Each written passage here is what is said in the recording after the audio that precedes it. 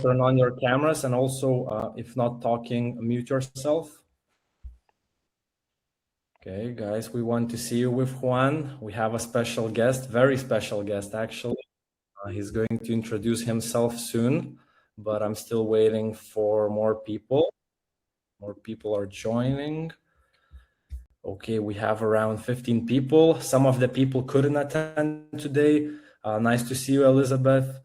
Altea, others, are you going to turn on your cameras as well? Okay, Thomas, nice to see you. Hey.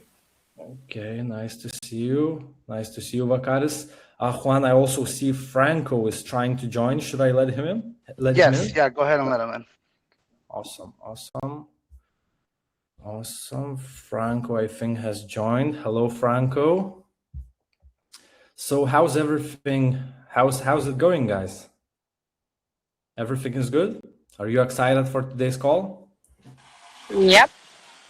Yes, sir. Amazing, amazing. Franco, nice to see you. Good morning, everyone. How's everyone doing?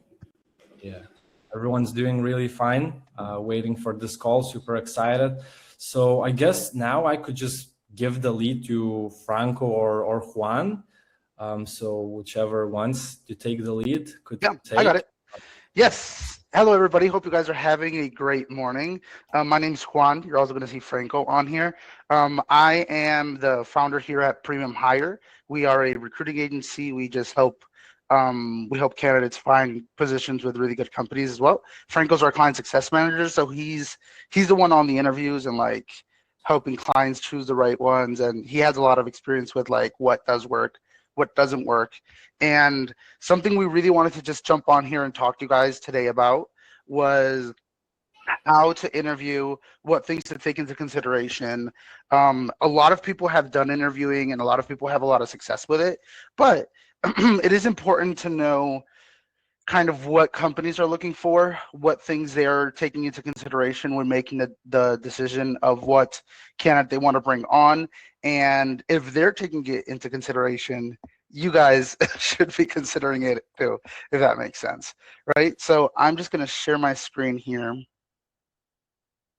real quick and just dive right into it.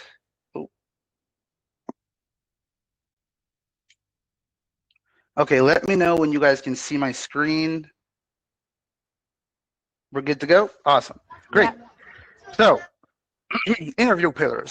Interviewing really divides itself in 3 pillars. These are the 3 important things that you have to take into consideration when you guys are talking with the interviewers and when you're answering their questions, right? So, pillar number 1 is personality.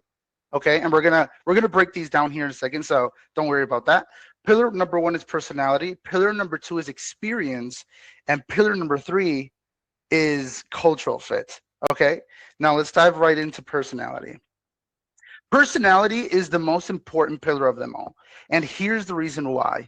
You really can get hired based only off of your personality, and I say this just going off of my personal experience as well. So I've been in the recruiting industry for about 5 years now.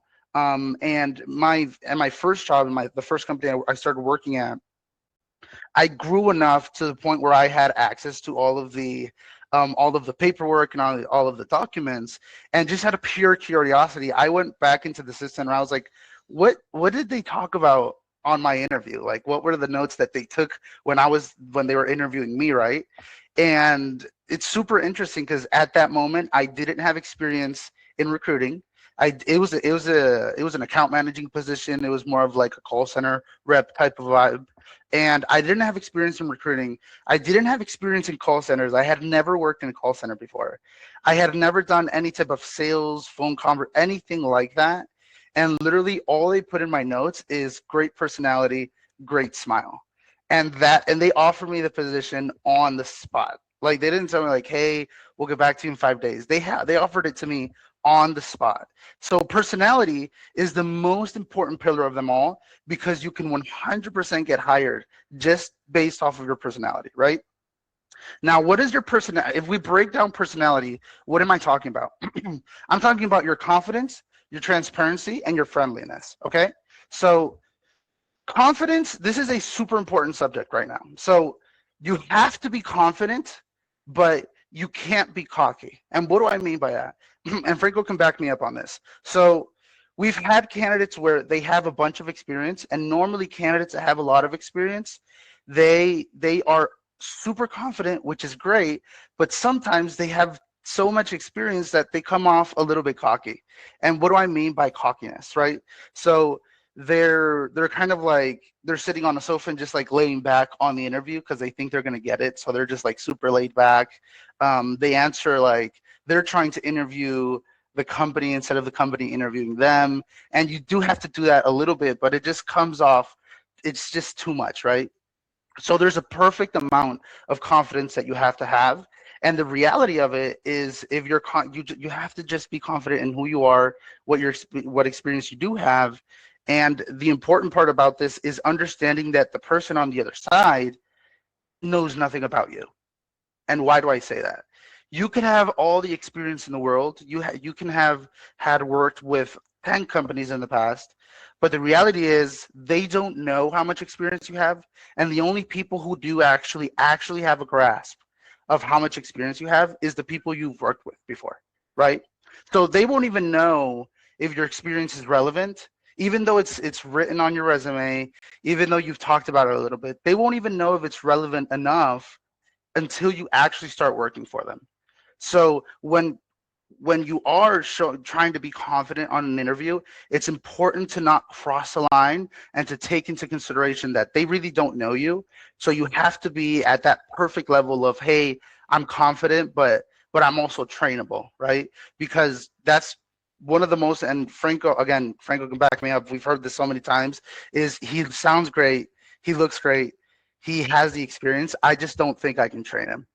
And people don't hire candidates just because the candidates don't look trainable, which it hurts us a lot because we're like, damn it.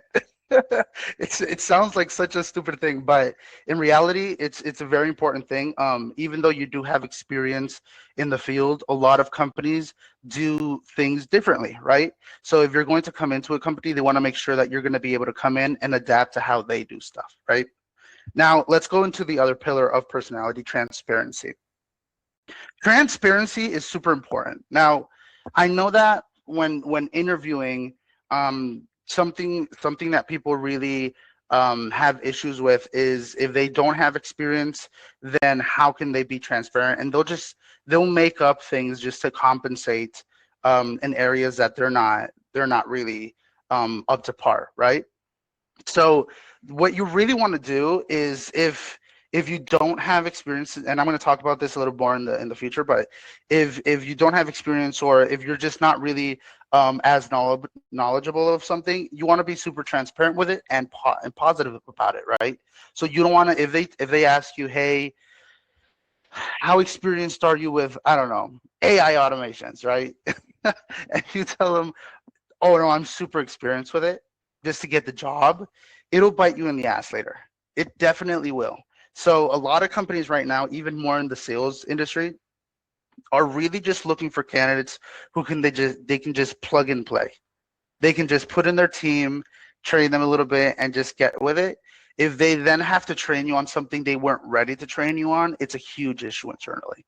So transparency when talking to the recruiters, to the recruiters or the hiring managers or the owners, is super important because they take notes on everything you talk about.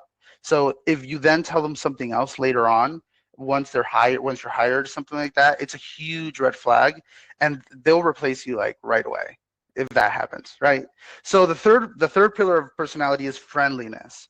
As soon as you jump on a call, the first thing you want to do is say hello in a very friendly manner. Not like hello, but more just like show them your personality, show them you're friendly, smile to them, make a little jokes here and there.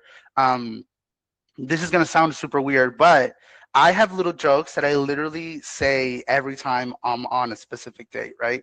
So if I call somebody, and this is crazy, but it works. If I call somebody and it's Thursday, the first thing I'm gonna say is like, "Hey man, how's your day going?" "Oh, I'm going great. How are you?" I'm doing great, man. It's almost Friday. We're not there yet. but we're almost there. And just those little jokes of like, hey, it's Thursday, just little jokes that you can kind of rinse and repeat with interviewers is great.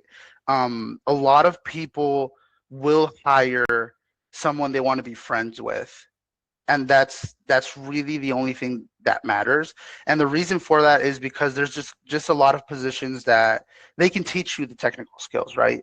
There's a lot of positions where they have templates for the messages, they have templates for the sales calls, they have automations for the initial, they have everything automated and already SOP'd, and they have all this infrastructure to a point where it really only matters that you're friendly enough to them want to see you every morning. And that's the only reason they'll hire you, right? So let's move on. The pillar number 2, remember, pillar number 1 was personality. Pillar number 2 is experience. It's more important that you know how to talk about your experience than to actually be experienced in what you're interviewing for. And I know this sounds crazy, but it's 100% true, right? So point number 1 of how to talk about your experience, use your resume. And this is probably going to be the first time you hear this, right? So it's super important that you have a very well crafted resume, right? And there's a bunch of tutorials on this. If you go to our Instagram, you're also gonna find a tutorial on this. But it's super important that it's just to kind of like sum it up for you guys. It's company, position, 3 bullet points of what you did there. That's how it should be written out, right? It shouldn't be company, position, paragraph. No, it should be company, position, 3 bullet points, 4 bullet points of what you did there, and be technical about it. It's not, don't say, I used to talk to customers all day. Say, I was in charge of customer communication, bringing a 70% rate of satisfaction or something like that, right? But if you have a really good resume redacted, and that's probably the most important part of the interviewing process, because if you don't have a good resume, you're not even going to get on the interview, right?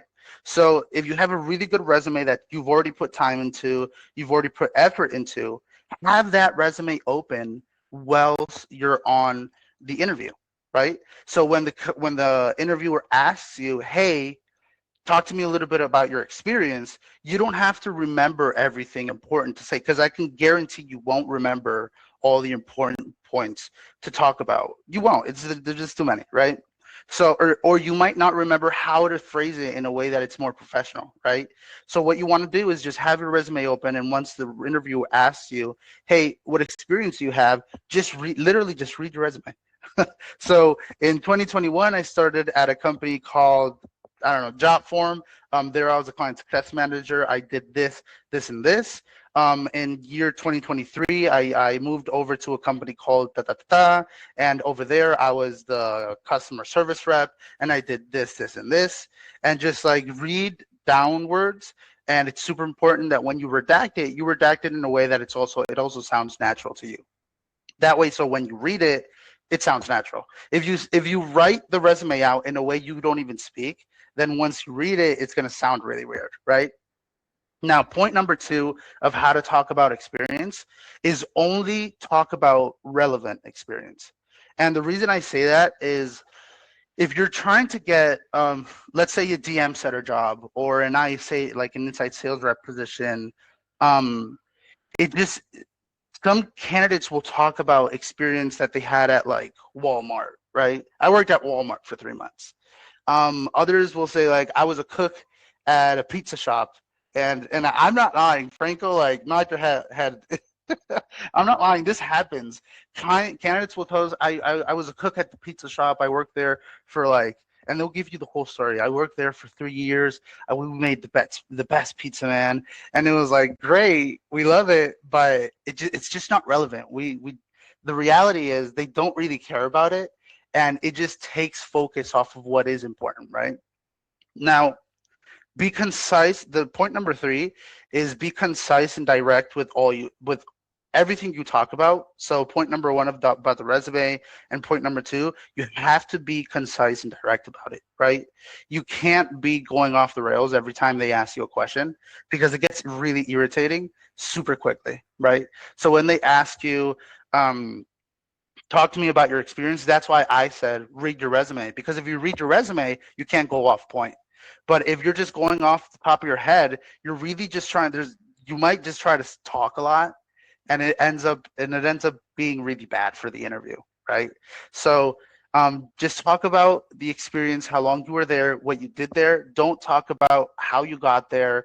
Um, um, there's a couple of comments that you can make, like I really like the team, I really like this, but just like telling the whole story of like why you got there, why you left, that's a huge red flag. The why you left situation, the worst thing that you can do on an interview is talk poorly about your last employer, right? So, and let me just give you a tip here, because I didn't put it in the presentation, but I should have. When talking about past employers, if you didn't like the experience there, the way you want to phrase it is our values didn't align, or I no longer had room for growth in that opportunity, so I decided to move on, right? So that's very true. If you didn't want to grow in that company, then you can definitely say, hey, there was no longer room for growth. It's because I didn't want to grow there and I don't want to be there anymore, but it's still, there's no room for growth, right? Oh, so it's super important that you don't go down the rabbit hole of like, because they're not your friends and they're not like trying to get the tea from you of like, what did your past employer do and why didn't you like working with them? Yeah, Franco, you want to say something? Yeah, so something I want to add. There is, so they sometimes ask you some questions and they're like, it doesn't matter personally or professionally, always opt for the professional answer. Okay? Because again, yeah, they aren't your friends and your personal response is just, it can get lengthy because everyone likes to, maybe they don't like to talk about their problems, but we all like to talk about us and more on an interview so people get to know us, right? So always opt for the professional answer on anything, because some of our for example, our clients, some of them like to ask you sort of uncomfortable questions. So Yeah. they'll be like, tell us about a situation that you overcame in the past, right? And then the candidates are like, okay, well, personally or professionally? Well, whichever. Yeah, always opt for the professional answer.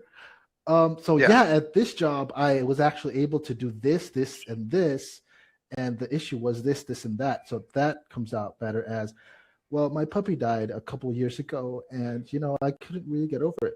So like it has nothing to do with the interview, right? It's still answering the question. So, Right. Yeah, I just Yeah. want to add that a little bit. That's great. Yes, always opt for the professional answer. And when being concise and direct, you have to as well. You have to, right? Okay, let's move on.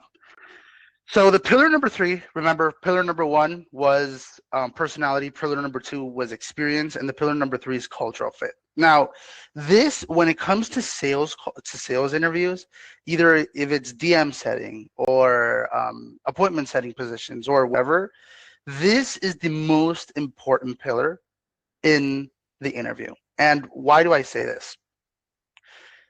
A lot of companies, when it comes to like that have like a big call center role, or that their company literally depends on the sales team being amazing, like the marketing agencies, right? And marketing agencies, they depend on that their sales team has to be the best, right? And what really comes down to if they're going to hire you or not is if they feel like you want to grow or if you don't want to grow, right? So when talking about the cultural fit, what you and they're not going to ask you, or do you think you're a good cultural fit? This is something that they're asking throughout the interview, but you have no idea that they're trying to get this information for you, right? So what you want to talk about on the interview, if someone asks you, hey, what do you do outside of work, right? If they ask you, what do you do outside of work? Like Franco said, always opt for, you could talk about like, yeah, I play basketball, but also say, I read books to get better.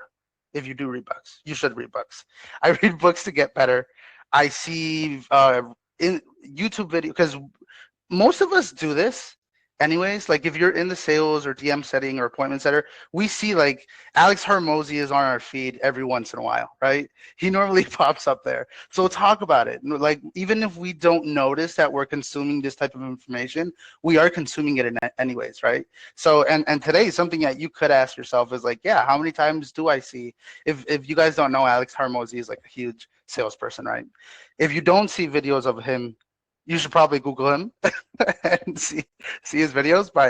But when people ask you, hey, what do you do outside of work? You want to say, hey, I play basketball or whatever you do in a competitive area. And you also want to say, I also like watching Alex Hormozy. I also like watching YouTube videos about this, and that. I also like consuming information through like books when it comes to like finances and things and this, and that, right? That's really what you want to go for. You want to show them, and in all reality, what you want to show them is that you are trying to grow, and they don't have to make you grow. They're looking for somebody who wants to grow and who's willing to just grow outside of work.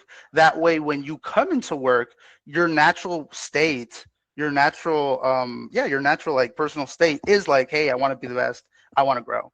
But if you're not like that outside of work, it's really hard for you to maintain that personality inside of work, right? So what ends up happening is you can come into a company, but if the company's like just only looking for people who are like just go go go go go, and you're not that type of person, you will end up getting burnt out really quickly, which has happened to us. We've had candidates that we told them like, hey, I don't think this type of company would be the best fit for you. They're like, no, I want to try. I was like, okay, and they literally got burnt out in the first 3 months. Because some people love it. Some people love the go, go, go personality, mentality of the positions, and some people don't. Some people like to be a little bit just more technical and a little more focused on like projects instead of just numbers and numbers all day, right? So I'm not sure if you guys wanted to put up your hand, but I'm going to let you guys make some questions here as soon as I'm done talking about this. So core values is the most important one. And like I said, the interviewer might ask one question that will let you talk about it, but what you want to try to do is implement your core values into all your other answers, right? So like I said, just talk about what you're looking at, talk about the interview, the videos that you watch, talk about the books that you read, just show them that you're a person that's trying to grow, and that their company will like definitely benefit by having you on their team, right? So that's pretty much all I wanted to talk about now, and just give you guys some like pointers of what companies are actually looking at.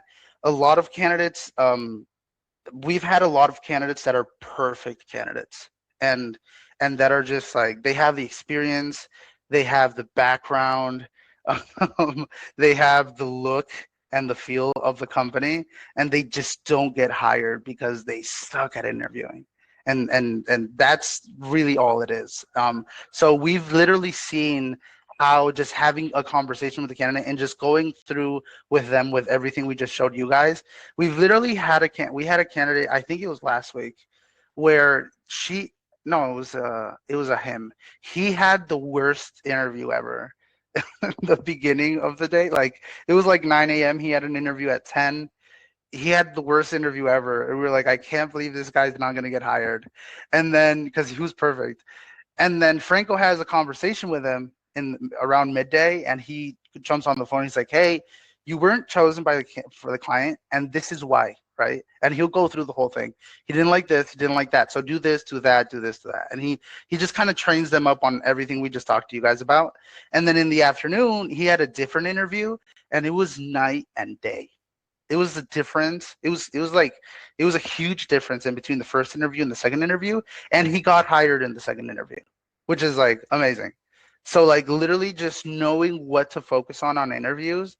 A lot of people will just focus on like how to talk about experience, which is important, but it's really the whole package.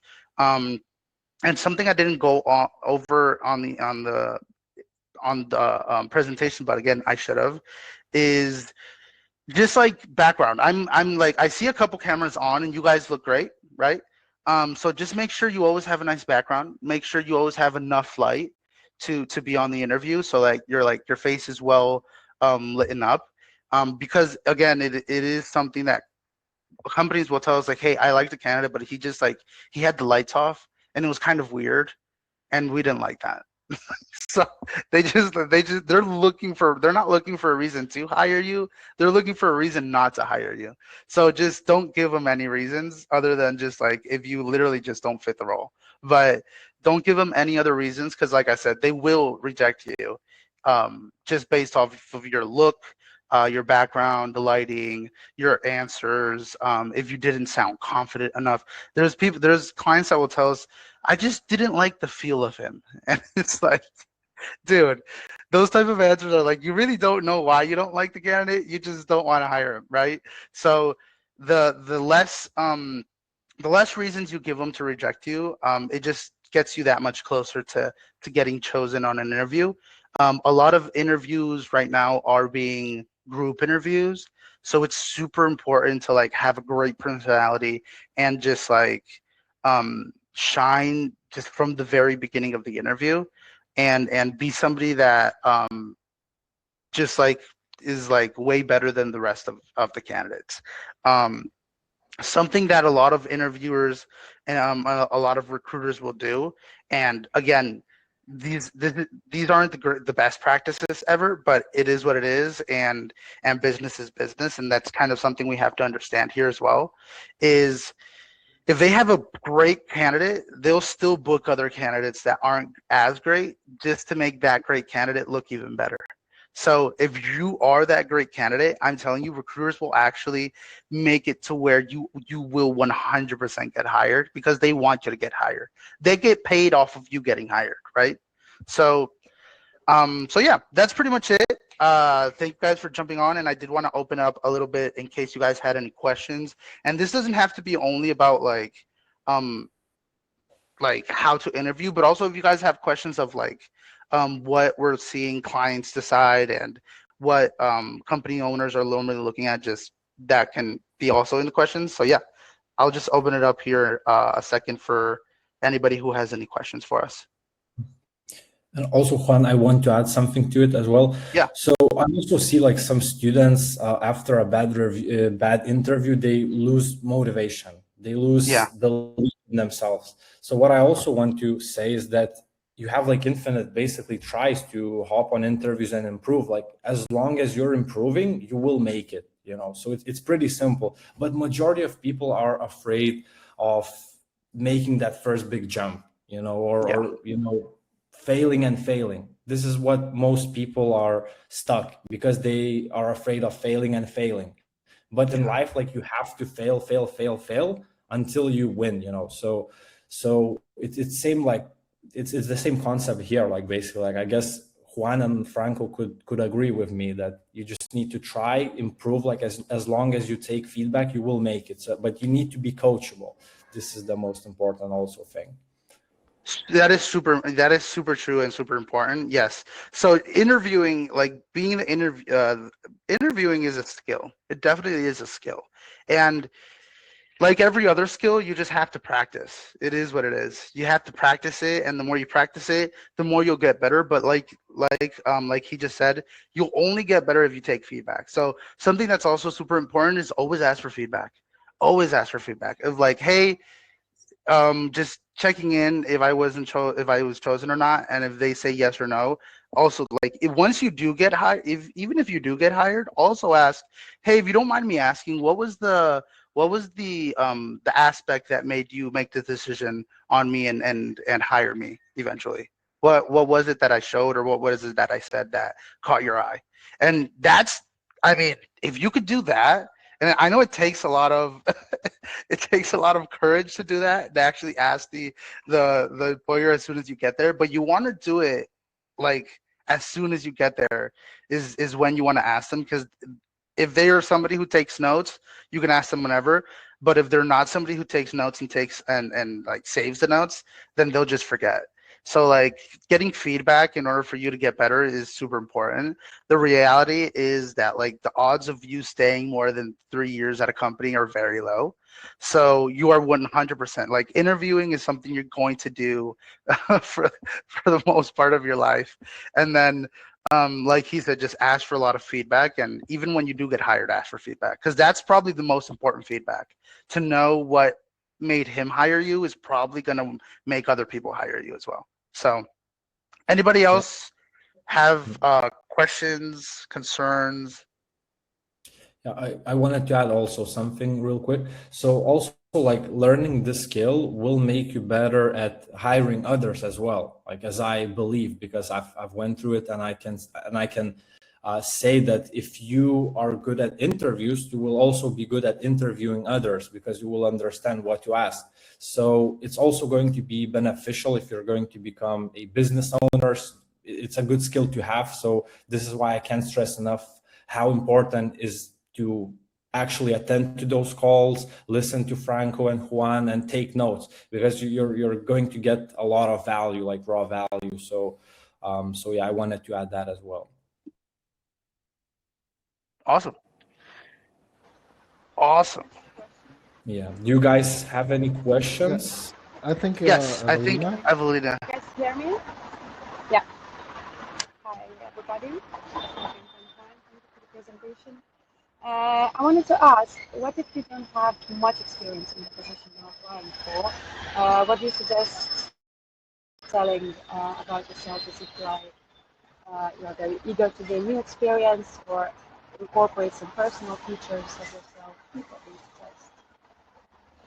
That's a great question. So there's a lot of noise in your background, but let me just see if I got the right question. So you're asking what to do if you have Sorry too about much that. experience? You're fine. What to do if you have too much experience for the position?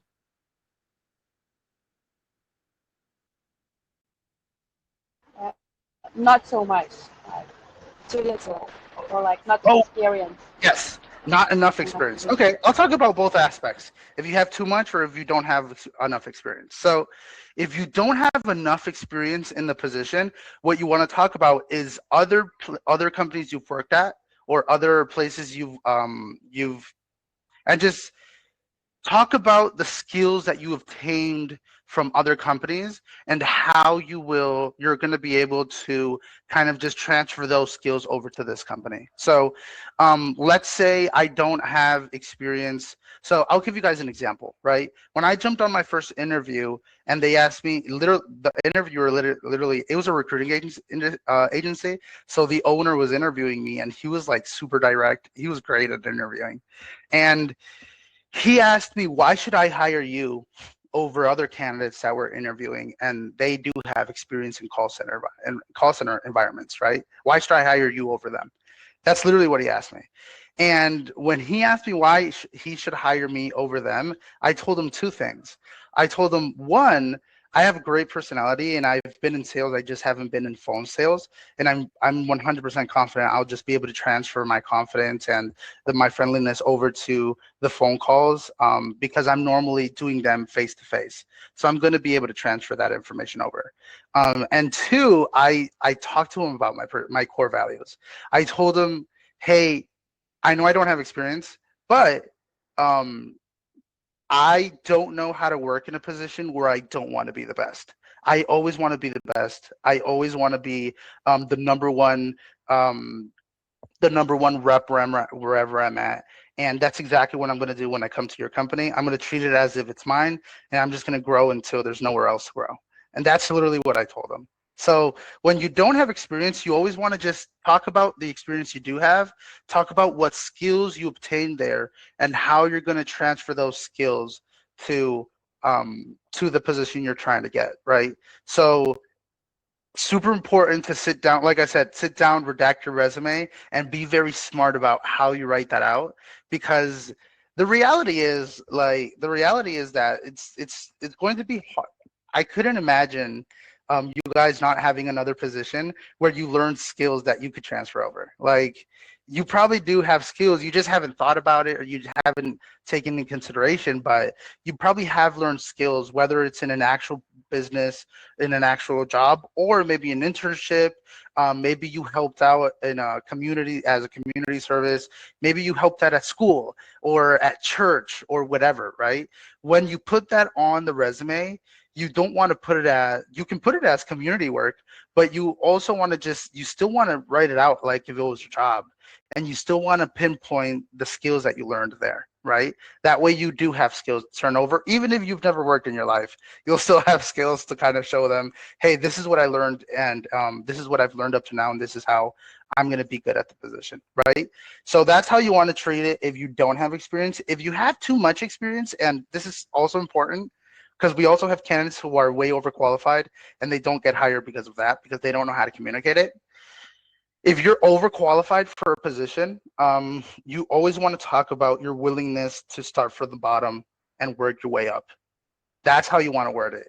So if they ask you, if they go through your resume and things like that, normally what they're going to ask you, if they think you're overqualified, is what makes you want to come work for us at this position. That's normally what they're going to ask you, right? And what you want to do is, you don't want to lie, and you don't want to say like, oh, I just think it's a great position. And you really just want to talk about the elephant in the room and just say, I know it looks like I'm overqualified right now because I've been a manager in other positions, but I really am willing to start from the bottom, learn how you guys do your things, and just be trainable for you guys to teach me how your company does everything, and just grow my way up. It really excites me. The idea of just growing in a company, that really gets me going, and that's the reason I wanted to apply for this position. So you want to word it in a way of like, I like the growth, and that's why I want to come work for you guys. Because again, we've had candidates that haven't gotten hired just because clients have told us, I think they just know too much. So again, it just comes down to showing the client that you're trainable and that you want to grow with them, instead of coming in and just like I already know how to do everything, right? Nobody wants to work with somebody like that. So yeah, but that was a great question. Anybody else have a question? I think Vladas, you had one, right? I'm sorry, that was an accident. Oh, okay. Anyone else? Yeah, Elizabeth. Okay, so I have one question. So, for example, when you're in the interview with the owner, and if he already says to you like no, and what can you change the no to a yes? Is there any like arguments or any kind of experience you need to say to make the no come into a yes? Or it's just a no 100% from the owner's place? Okay. Yeah. Wow. That's a very interesting question. Um, so this is a tricky one because it's not something that happens often, but I can tell you what the recruiters do, right? If a client tells us no. And you guys, like, if you get the no, you should do exactly what we do, right? So if a client tells us no and we think that the candidate is really good for the position, you really want to emphasize, like, you should already know before you're on the interview, you should already know why you're going to be great for this interview, for this position, right? You should know what your strengths are. You should know what makes you different from the other candidates. And you have two routes to go, right? And again, this is like a super weird situation. This has never happened to me, but if it does happen and you're face to face with the interviewer and they're telling you no straight to your face, what you want to do is get the courage enough to ask why. Hey, could you give me a little bit more feedback on why you guys think I wouldn't be a great fit? And it's super important from this moment on. It's super important to not make it sound like you're having a discussion with them, right? Like you're not like fighting back or being entitled, right? You have to be super you have to be confident, but at the same time you have to like really try to not get on their nerves at this point, because like I said, it sounds like they've already made the decision. So first of all, ask for feedback. Can you tell me what made you think that I wouldn't be a good fit for the position? don't ask, hey, why I wouldn't be a good fit. Tell them, can you tell me why you think I wouldn't be a good fit for the position, right? And then once they do answer you, in all realness, you just have to treat it as a sales call from that point on, because the interview's over. They already said no. Now you really like you can't lose anything from this point on, right? So you just want to treat it as a sales call, and just all of your experience or all of your training on like rebuttals, just put it into the interview. Whatever they tell you, because the reality is the only reason they could say no are the three things I just told you. They're either going to tell you don't have as much experience and I think we need somebody with experience for the position. If they say that, and I'll just break down what I would answer. If they say that experience is an issue, I would ask them, do you guys have a training program in place? They're going to say, yeah, we have a training program in place. And I would tell them, okay, I mean, listen, I'm super trainable. I've grown in every position I've been. I have never gone into a role that I haven't been able to overcome and do it with confidence. I think if you guys give me, and you kind of just have to like Hail Mary the thing. So if you guys could give me a chance, I think I could really impress you guys. I mean, you guys really only need to give me 30 days. And if I don't impress you by then, you can let me go. So just like be super strict about it of like, hey, I think this is why I think that doesn't matter. And I think you guys should give me a chance, right? And that's kind of what you have to do with all three of them. If they tell you don't have experience, if they tell you you don't have, you don't like, you know what? It's just our team is like, I don't think you would really get along with the team. And then again, because these are things clients tell us, right, Franco? They'll tell us, I don't think they're going to get along with the team. And again, just ask them why. Yeah, what aspect of it? I've worked at again, do the same thing. I've worked at various companies, and I've really never had a team where I haven't been able to work at. I've had teams where they've been super professional versus teams that are super friendly and just super vibe. And I've been able to work perfectly for both type of roles. So I'm just curious of like what would make your guys' company not, and just like, and as soon as they answer you, just rebuttal them and say, hey, I think I could be able to do it. If you guys just give me a chance, I think you guys should definitely take a chance on me and just give me 30 days. And if I'm not good at 30 days, just let me go, right? And just kind of like, because in all reality, I think if the company knew that you're okay with them trying you out for 30 days, they would. This is something it's super important to know. Some companies will not hire you, not because they think you wouldn't be a good fit, but they're just not sure. And just because they're not sure, they won't hire you. And something me and Franco train our clients a lot on is like, if they had 5 candidates interview and there's one candidate and tell us, I just don't want to hire him because I'm not sure about his answer with this. We always tell them the same thing. Look, if you're not sure, you should have a second interview and talk about what you're not sure about. So if the candidate said this and you didn't like that, just jump on a second interview and be straight up with him and tell him like, hey, I want to hire you, but I didn't like this about the first interview. So why don't you talk to me a little about it and just like explain yourself, right?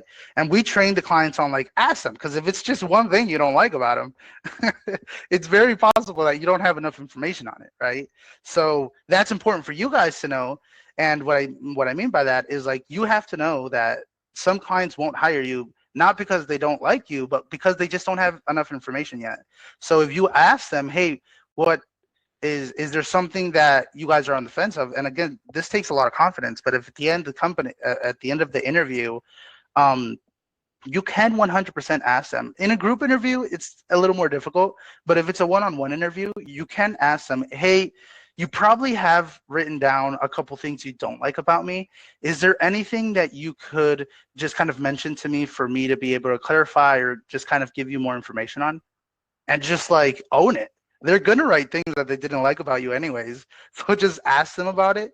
Some of them will tell you no, and that's fine. But some of them will tell you this. They'll tell you yes, and you can't get anything bad out of it, right? Now you can either get really good feedback, which is going to be the best feedback, because negative feedback is the best feedback always. And then because it's something you can grow on. If somebody tells you, hey, you're perfect, then you can't grow on anything. If they tell you that you're not perfect, now you have something to grow on, right? So the bad feedback is the best feedback. If you can get the bad feedback out of them, that's amazing, because now you can either rebuttal them or just like, even if they do say no, now you know why, and like you can just grow on that for the next interview. But yeah, that was a great question. That was a tough one. I almost didn't know how to answer that one. Go ahead. Vladis, you have a question? Yeah, I have a question right now. It's more about like direction and sales experience. Like, is my sales experience like has less work because it's in my native language? Because as I know, most of this online space, the majority of it is in English, and mostly of my experience is right now in Lithuanian. So does it has like less work? Wow, that's a great question. It doesn't have. It depends on you. So it depends. Why do I say it depends? Because if you literally tell them on the interview, hey, I worked at I was a sales rep for a company called blah, blah, blah. It's here locally. I was talking my own language. Then obviously the client's going to hear that and they're going to say, I don't know if I like that. But if you just present it as like a position, as a normal position, and you don't even have to mention to them like that you were speaking your local language, then it's not an issue. But you just have to be careful of like how you present it and how you write it on your resume. But I don't see it as an issue as long as you don't present it as an issue, if that makes sense. Franco, go ahead. So Yeah. so there is a difference on that. That's basically what Juan said, but how you present it. So you want to present the sales experience, not the place you worked at. Okay, sales is the same in English and Spanish and any language. You have to engage with the client, customer, whoever, get them to buy. Okay, so what you want to do is, yeah, I worked in this company. I talked with these clients. I sold this product. That's it. Doesn't matter. The process is the same.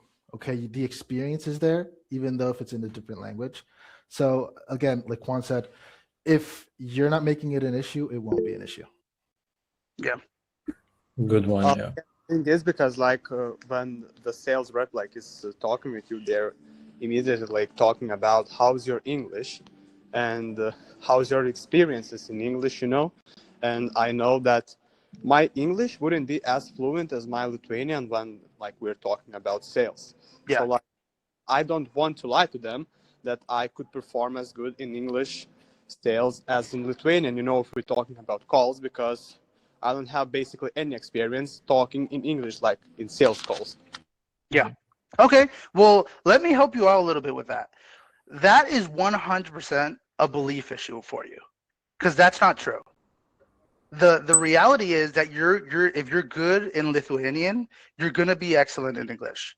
The thing that makes you feel like you're not going to be as good as your native language in English, the only thing that you have to train up on, and you don't even have to have a job to train up on this, you can do it right now, is just the vocabulary. So like get used to the words, obviously. And the reason I'm saying this is this. All my clients are in English, but my second language is Spanish. And I was on a sales call. The client noticed that I told him he asked me where I'm from. I told him I was from Argentina. And then he started speaking to me in Spanish, and I kind of freaked out for a little bit because I was like, oh no, I don't know how to do this in Spanish. But the reality was, it went great. The sales call went amazing. I closed it anyways. The only thing that I did struggle a little bit with was the vocabulary, right? So it just took me it took me a little bit more time to process what I normally say in English, transfer it over to Spanish, right? So your sales skills have nothing to do with your language. It has everything to do with your vocabulary and how you say things, right? So you really just have to learn and just transfer your experience over to English, right? So if you probably have phrases that you always say. rebuttals that you've always repeated, and you always repeat them. If you're a really good salesperson, you probably always repeat them the same exact way every single time. So what you want to do is just sit down, right? If you don't have them written out, which you should, just write them out. Write out all of your rebuttals, everything that you've learned, and just transfer it over to English. Now start practicing it in English. Your sales skills are 100% transferable. And I'm telling you, the reality is that you're going to be as good as you're going to be as good in English. Like it's not that you're less salesperson because you're now speaking English. You just have to transfer all of the vocabulary over, and then you're good to go. And I also let me tell you guys this as well. European accents are way more accepted than other places. And I'm gonna open it up to you guys and kind of tell you guys this. Some people call it the Formula One accent, and it's because Formula One drivers, even if they are Latin American, they learned how to speak English from European people, so they have a European accent instead of a Latino accent, right? So it's way more accepted on the phone because it sounds more exotic. It sounds like money is what it sounds like. So don't you guys don't even have to worry about your accents because they 100% work on the phone, right? If it was from somewhere else, I would tell you guys like, hey, you probably have to work on it. But for you guys, I mean, it's well accepted. It really, really is. So That helped a lot. Thanks. yeah. Yeah, no, also what I wanted to add is that it all comes down to your beliefs, actually. Because if you believe that it's not going to work, your action will be different. And because of that, the results are going to be different. But let's say Vladas right now starts to believe that, oh shit, I can actually like become a dialer or closer or DM setter with an English market, then he's going to have different actions. So like after this call, he is probably going to write those objection handling sentences down, everything down, and just take action, take right action because he starts to believe that. And as he said, it all comes down to your belief. So if someone doesn't believe what Juan said, like you need to change that belief and start believing that. And because of that, your action will become different. Right one. So yeah, I wanted to add that. It 100% will. I've heard people tell me like, oh, I don't think that like the belief system thing is like real. It sounds too guru-y. But the reality is this: if I told you there's $100,000 buried in your backyard, right, and you don't believe me, you're not going to go buy a shovel and go find those $100,000. If you do believe me, I'm telling you, you will go buy a shovel and go dig up a bunch of holes until you find $100,000. So like it definitely is like that in the rest of your life. Like if you don't believe something, you won't go after it. If you do, you will. It's that simple, right? So Elizabeth, you have a question. Go ahead. Yeah, I have a question that I wrote down. So, how do interviewers evaluate a candidate's potential for growth? For example, not the current skills. Like if even the owner of the company looks like you tell them your experience, how you worked in other companies, but how do they look into your potential of growing in the company? Yeah. Not based on Yes. your skills. No, that's great. So they evaluate you on technical skills. So one of them is technical skills. If you're comfortable with a computer, so if they notice that all your past positions you've had experience with a computer, then that's a huge plus because that means then you're just that much easier to train on like back end and like Excel sheets and things like. Because in reality, in the sales industry, where you can grow is into a sales manager and then into a GM, and right, that's normally. So the more you grow in the sales department, the less you're going to be on the phone, and the more you're going to just be supervising the sales team, right? So in all reality, you just have to show them that you're technical, you're comfortable with a computer, right? Two is the confidence level is something they also look at, right? So like if they don't see you confident enough to lead a team, then if they're looking for, because a lot of companies will literally tell us like, hey, I need a killer salesperson, but I need somebody who can then become a sales manager because we're growing. And they look for salesy personality and just confidence, right? Confidence and maturity, right? I see a lot of you guys are very young, so what you guys want to do is just show the interviewer that right now you guys are focused on growth, and you're focused on just like getting better every day. If you guys show them that you're focused on growth, focused on getting better, then they'll naturally understand and naturally like now believe that you're confident enough, right? But those are the basically two things. If you're tech savvy enough, and then if you have the confidence level. Um, but yeah, personality is a big thing. But like I said, if it just not if they're not taking into consideration the experience, I will be honest with you, most of them do, but let's say they don't. It's really just personality and just confidence, because everything else is trainable. So they just have to make sure that you're confident enough. If you're on the interview, right, and you're like scared to answer questions, or like, right, just scared. I see the confidence level in all of you guys right now. So when you're asking these questions, I see how confident you are.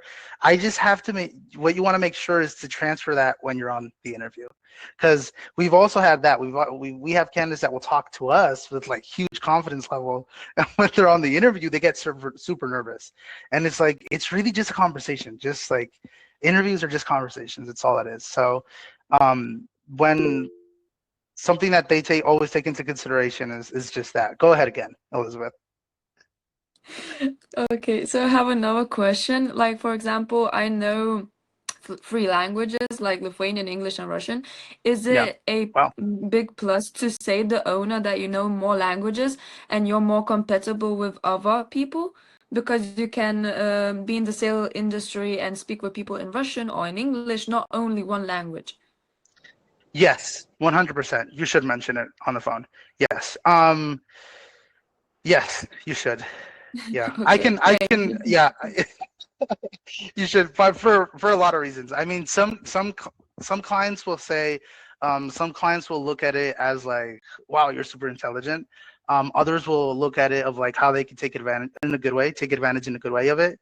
Um, but yes, if you're working with like marketing agencies and things like that, have um some of them do have campaigns in their local countries.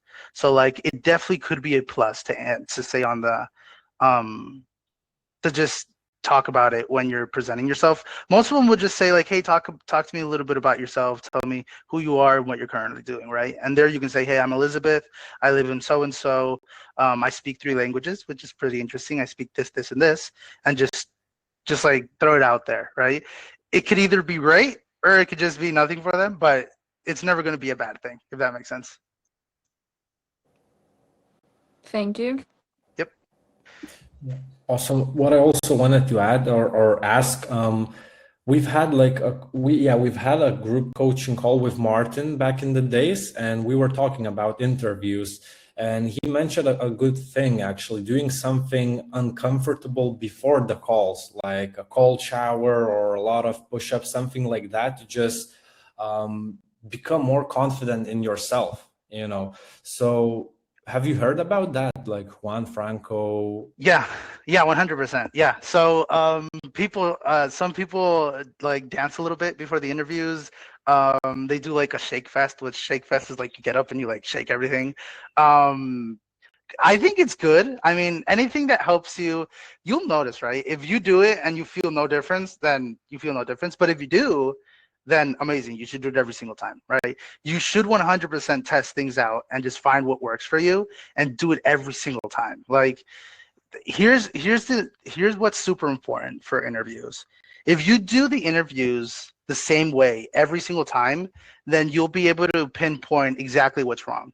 If you don't get hired, right? But if you change your interview answers, if you change how you do them, what you do before the interview, if you change everything every single time, then you'll never really know what's going on, right? Because you won't be able to just build on it. You'll do this, and then you'll do this, and you'll have no real fundament. So like, yes, I think it's good. Yeah, I had actually forgotten, to be honest about you about that.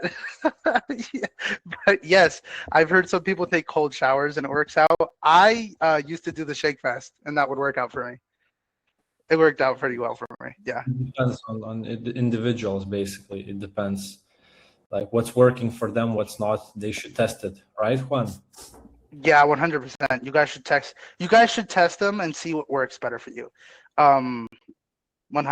But like I said, once you do get it, just do it every single time, because then you can track. You know what I mean? You really want to be able to track how what didn't work out in the interview. But if you change things, then you can't track anything. So yeah. Okay, good point. Anyone else? Do you have any questions, or we could just round up this call now and maybe Juan and Franco talk about the next steps, or maybe we're going to do it privately. So yeah, like what are your thoughts on it, Juan, Franco? Next steps. Yeah. So in order to get everybody into the database, is that what you're talking about? Yeah, we could do that. Yeah. Yeah.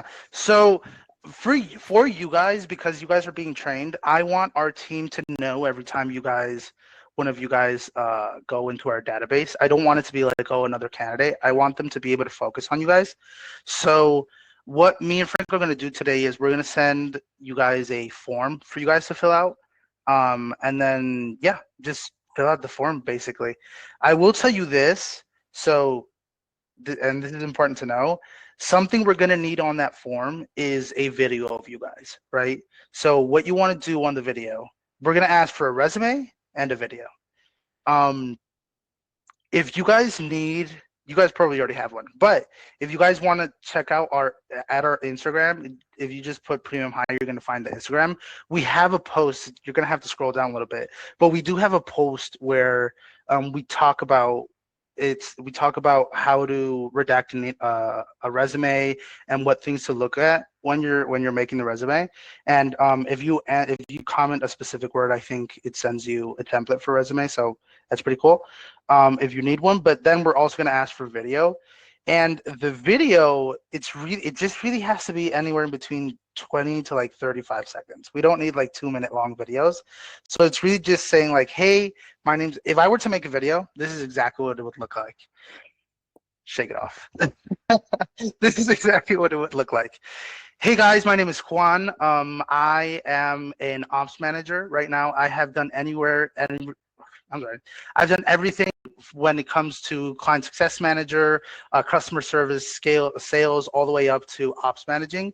I've been in the recruiting industry for 5 years now, and right now I'm just looking for a place to grow. So just like talk about your experience, talk about, if you want to talk about like your personality, you can, but just make it super high tempo is what I want from everybody. So when you're on making this video, be like, if you're normally here with your energy level, just be here on the video.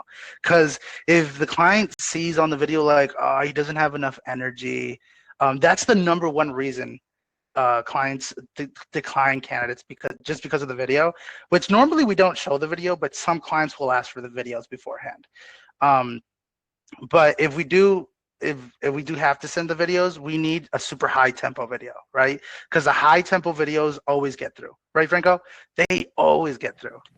Yeah. So, Yeah, and to be honest, even if you're like having a bad day, you're not in a good spot, fake it. that's what I'm saying. Yeah. It's 30 seconds. It's 30 seconds. It really doesn't take much, and that can actually get you like a really good job. It is 100%. So we're going to ask for your contact information. That's going to be for our team to be able to get in contact with you when we do have an interview for you guys. So just to kind of explain how our internal process works is we have a lot of clients that come to us for positions, but then we have clients that aren't currently active. So what we do is when we find good candidates, we send them their way, right? So that's why we need the video. Sometimes if they come to us, we just schedule the interviews and they jump on the interviews and just interview the candidates we give them. But if they're not active, we have to pitch you guys to them, right? And in order to pitch you guys, we have to show them a video of you. So once we do have an opportunity, you get a message from Diana. She's our office manager. She sends you guys an invitation of telling you like, hey, we found a position that would be a good fit for you. Here are the details. And we give all the details. So compensation plan, schedule, time zone, and things like that. And then she'll tell you if it's a moving company, if it's a roofing company, if it's a solar company or a marketing agency. She'll tell you on that message kind of what it is, what times to work, when you would get paid, time zone, the compensation plan, and then you can either accept or decline the interview, right? If you do accept the interview, she'll send you an invitation, and just really make sure to accept the invitation on your email. That way, when we look at the calendar, we know, right? Because what we check for to just do the confirmations is the calendar. We check the calendar, and the calendar will tell us like 5 candidates approved, right? So just keep an eye out for that. And but yeah, other than that, we do all the work after that. So it's really just the resume and the video is what you guys have to put some effort into. Yeah, awesome. Also, I'm share my screen real quick. And you mentioned that students could comment on some of your posts. Give me a second. I don't know if you can see my screen. Can you see? No? Now we can. Yes, now we can. Now we can. Awesome. Yeah, and you, Juan, I think you mentioned on some of the posts, students should be able to comment something. Yeah, and there. they should, The one that says how to make a killer resume. oh yeah, right here. Okay. That one, it's a slide, so you'll have a couple things to get off of the post, but you can also comment resume, and our team will send you a template for you guys to use. So yeah, and the template, you could just copy it and just make it your own. But what's really cool about the template is it's already laid out. It's already like well platformed. So really, you just have to change the words to what you have, and that's pretty much it. So that way you don't have to put so much effort into the thing. And something I didn't even say, you guys should 100% use ChatGPT for all of this. So for the video, I'm going to be honest with you. You guys really just want to know what you're going to say about your experience, but you don't want to have a full script for it because we're going to notice it's the script. So just kind of talk about yourself. Like I said, it's 30 seconds. You should be able to talk about yourself for 30 seconds. And then, but for the resume, use ChatGPT. Like, just talk to it and say, hey, these are my last jobs in the past 3 years. I did this at this company. I did this, and this. I did this, and this, right? And just tell them, please make me the titles and 3 bullet points in a professional manner for each one of the positions, and then just copy and paste it. It should write it out the way you normally talk, because that's how ChatGPT works. So we normally use use the hell out of it, because then you could just focus on just editing things instead of how you're going to write things, right? So it's very useful. Just a quick tip. Don't start it with "I am a results-driven professional with an extensive background in da da da da da." That is super generic. Yeah. He's talking about, like, normally the resumes have like a little paragraph before the experience, and I cannot tell you how many candidates put on there that same exact phrase. I'm a results-driven professional with experience in da da da da da. So just say it in a different manner.